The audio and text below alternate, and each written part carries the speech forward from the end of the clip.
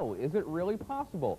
Are we just pulling your leg? Paranormal investigator Richard Jackson is here to tell us truth from fiction. Good to have you along. Good to be here. Thank you. You are anything but a Ghostbuster.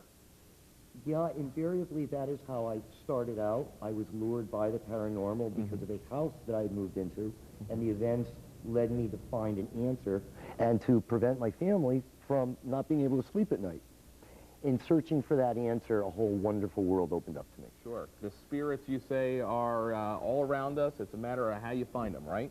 They're everywhere, just like radio and TV waves. Really? Yes. Okay, so just to put you on the spot, how many are, say, in this room right now? Or how can you even tell for that? I know there's two right here. Well, but you and me? That's right. Okay. We just happen to have bodies. Yeah, all right, fair enough.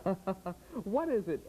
You're part of the New England Society of Spiritual Research. Yes. What are you folks researching? What we do is take things a step beyond where there's a haunting or a reporting, and we deal with the actual growth of the spirit in all of us.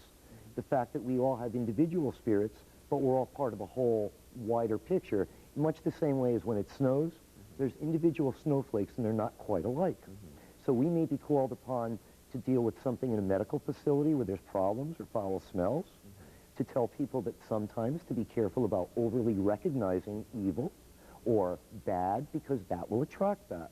And the fact of the matter is that all of us, whether we know it or not, just like radon, we're affected by the spirit world all the time, just like the weather. And it's more than just somebody saying, ooh, I think my house is haunted. There are a lot of folks that come to you for some aid. Yes, including the Smithsonian Institute, including churches, synagogues, rabbis, psychiatrists, etc. A lot of religious folks. That's usually the number one. Really? Yes. You brought some pictures. We want to take a look at some of these, almost spirits that it looks like that are following us forever. Take a look at the monitor. What are we looking at there? We're looking here at the home I had lived in Woodbridge, Connecticut about 9 years ago, and those are the faces of people who are coming to me for help. Because about 3 times a week, I set up, I've done this through prayer, and I ask that any people around who need help, they're just lost, they can come to me. I will direct them into the light. And prayer is a good channel. Prayer is the channel. Right. Okay. Take a look at picture number 2. Some of this is fascinating stuff. Do we have another picture? There we go. That is the infamous Union Cemetery, where my pictures appear in the Warrensbrook graveyard. And I had gone back there a few years later, realizing that there was so much tumult from people taking pictures there that perhaps there were spirits there that needed help. I went there and I happened to, again, take a picture, and I asked that they be released. Those are spirits being released. Wow. Is New England a big-time area for spiritual activity because of its long, deep history?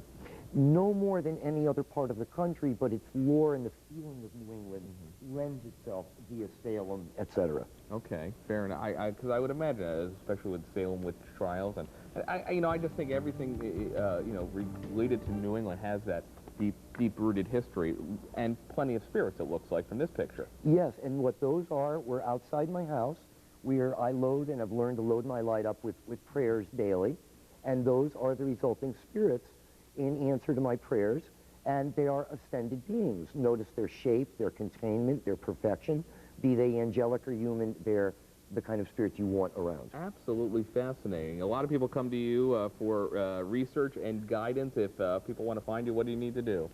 They could reach me at my number, which is through the New England Society of Spiritual Research. Which is going to be on our website. Yes, and also they can reach me at my website, which is just being done and built, but is up, and it's under nespirits.com, one word. nespirits.com. Richard Jackson, the New England Society of Spiritual Research, not just for Halloween, but this is fascinating year-round. Halloween I usually hide, but this Halloween I decided not.